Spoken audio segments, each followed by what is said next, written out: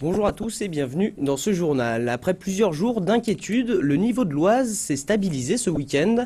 Mieux, la décrue pourrait s'amorcer dès cette semaine.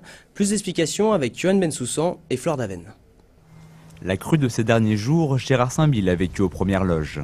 Directement de son jardin, le maire adjoint de Pontoise a observé la montée des eaux de l'Oise. Encore ce samedi, la rivière dépassait les 23 mètres de haut. Il y a 6 ou 7 marches, voire 7 ou 8 marches, j'ai plus ça en tête, d'à peu près 17 cm. Donc on peut penser qu'il y a entre 80 cm et 1 mètre d'eau supplémentaire par rapport à ce que nous avons traditionnellement. Un escalier disparu sous les eaux et une rivière qui flirte avec les abords des habitations. La situation n'a pourtant rien de comparable avec la crue de 2003 et encore moins avec celle de 93 et 95. Après quelques jours d'inquiétude, l'optimisme est de retour. La surveillance visuelle que j'en ai et que nous en avons montre que c'est stabilisé depuis 48 heures. Les informations que nous recevons disent aussi que c'est stabilisé. Comme il n'y a pas de masse d'eau supplémentaire qui arrive de l'amont, que ce soit de l'Aisne ou de l'Oise, on peut penser que c'est la fin de l'événement en termes d'aggravation. Contrairement au département de l'Oise ou de l'Aisne, le Val d'Oise, lui, n'a pas connu de débordement important. Seul Auvers-sur-Oise a été confronté à quelques dégâts ces derniers jours. Il y a très peu d'habitations concernées, il y a pas mal de jardins, un peu des caves et jardins, mais très peu d'habitations. Seules 2 familles ont été amenées à quitter la ville.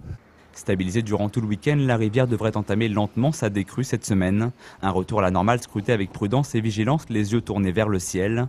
En cas de forte pluie, le niveau de l'Oise pourrait remonter dangereusement. Samedi matin, 2 bijouteries ont été braquées sans faire de victimes au centre commercial Art de Vivre à Éragny. Les faits se sont déroulés moins d'1 heure après l'ouverture, en pleine période de solde. Il était 10h50 lorsque 3 hommes encagoulés ont fait irruption dans le hall d'Art de Vivre. Vêtus de noir et armés de haches et d'un fusil à pompe, ils ont braqué les 2 bijouteries mitoyennes. Moins de 2 heures après, les 3 braqueurs et leurs complices ont été interpellés en Seine-Saint-Denis. On écoute le directeur régional de la bijouterie Trésor au micro de Yoann Bensoussan. Il y a eu 11 ou 13 vitrines de défoncées et toutes les valeurs, l'empierrage, les bijoux en or ont disparu. Manifestement, ils avaient certainement dû aller au repérage avant parce qu'ils étaient très bien renseignés sur le contenu des vitrines.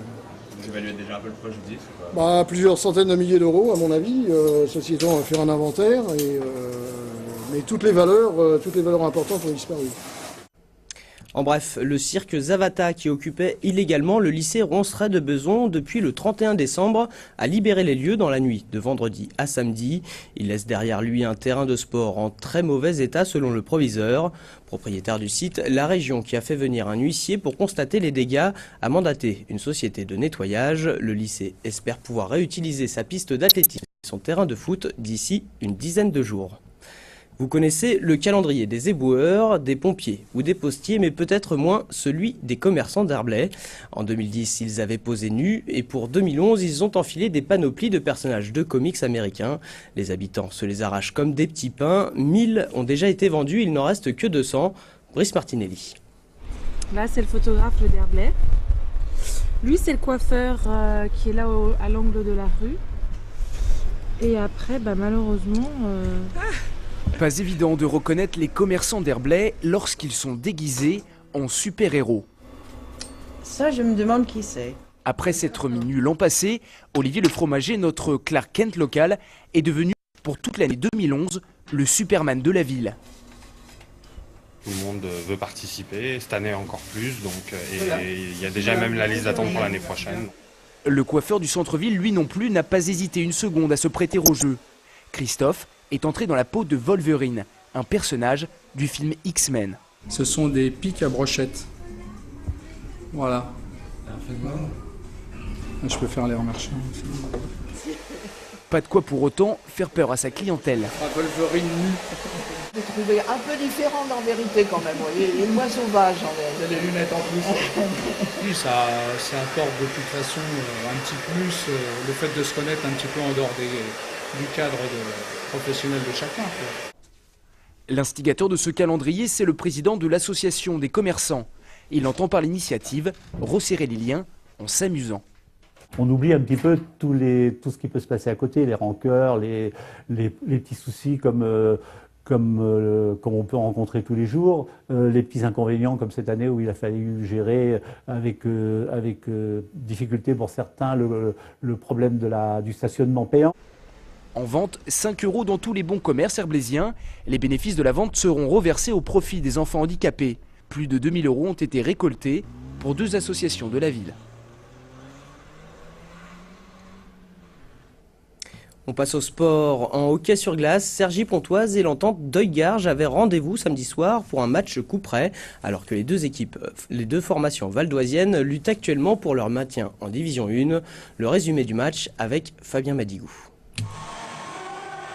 Yann Munster, voilà un nom qu'il va falloir retenir. Première titularisation et première victoire pour le nouveau gardien des Jokers de Cergy-Pontoise. L'Allemand a permis à son équipe de rester dans le match en se montrant décisif à plusieurs reprises. Les hockeyeurs de Deuil-Garges avaient pourtant ouvert le score grâce à un doublé de leur recrue hivernaille Tyler Zuba.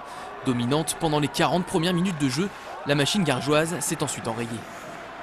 On fait une bonne première moitié de match correcte, mais on fait trop d'erreurs d'inattention, où on veut un peu trop en faire, où on joue un peu trop laxiste parce qu'à 3-1, ça doit pas, on doit tuer le match. La réussite du portier Cergy-Pontin n'est pas la seule explication à la défaite gargeoise. Contraint d'enfiler à nouveau les patins à 45 ans pour pallier le manque d'effectifs, l'entraîneur Éric Lamoureux était assez fataliste à l'issue de la rencontre. On revient toujours à la même chose, c'est pour ça que je me suis équipé, donné un coup de main, mais on est une équipe jeune, manque un peu d'expérience. C'est pas terminé pour moi. Des Chiefs à bout de souffle en fin de match. Il n'en fallait pas plus pour que les Jokers retrouvent du baume au cœur. En supériorité numérique, le jeune Nicolas Lachat permet d'abord aux locaux de revenir à 3 buts partout avant que le vétéran Erwan Persson ne donne l'avantage aux Verts et Rouges. Au final, les Cergy-Pontins s'imposent 5 buts à 3. C'est vraiment une victoire d'équipe ce soir, donc 100% satisfait. La différence a été faite, je pense, sur la profondeur de banc où on a une troisième qui est capable de sortir des bons matchs et ce soir ça a été vraiment le cas, on a pu compter sur tout le monde. C'est plus la qualité homogène et moyenne des joueurs de Cergy, plus que la différence d'avoir les meilleurs pros du circuit. Aujourd'hui, je pense que ce qui va nous permettre de nous en sortir, c'est l'équipe tout ensemble. Grâce à cette victoire, Cergy-Pontoise revient à hauteur de Deuil-Garges au 12e rang de la Division 1, mais reste derrière au goal-average.